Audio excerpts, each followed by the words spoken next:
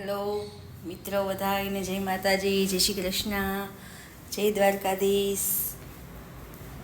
કાલે મેં રાતે કીધું હતું કે કાલે સવારે આપણે મોગલમાના મંદિરે જઈશું, દર્શન કરાવીશ, પણ આજે એકચ્યુઅલી મારે મંદિરે જવાનું નહીં.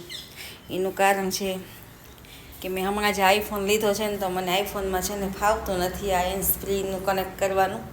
મને રાત્રે ખબર નહોતી, તો મેં મારા દીકરાને કીધું કે મને આમાં કેમ કનેક્ટ નથી થતું, કેમ કે મોગલમાં જાઉં તો આ ફોન લઈ જવું પડે, અને આ ફોન મેં હમણાં લીધો છે એટલે કનેક્ટ કરવાની મને આમે સિસ્ટમ એવી ઓછી ફાવે.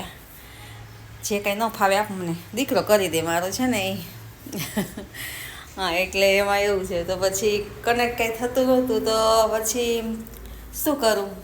મને એમને મારે અહીં ઘરેથી છે ને 2 કિલોમીટર દૂર છે. 2 કિલોમીટર જવાનું, 2 કિલોમીટર આવવાનું, એટલે ટોટલ મારે 5 કિલોમીટર જેવું સવારમાં રોજ મારે મોર્નિંગ વોક થઈ જાય અને માતાજીના દર્શન પણ થઈ જાય. તો પછી મેં કીધું હાલો હવે સાંભળી આવી ત્યાં તો મને જાવું નહીં ગમે, કંટાળો આવે. એટલે પછી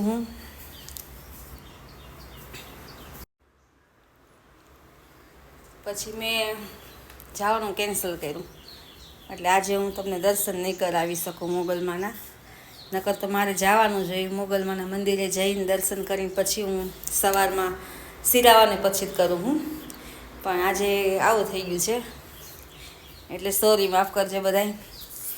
પછી વળી કાલ જઈશ ને એટલે મોગલમાના દર્શન કરાવીશ. અમારા ઘરેથી આવવા જવાનું 5 કિલોમીટર થાય છે.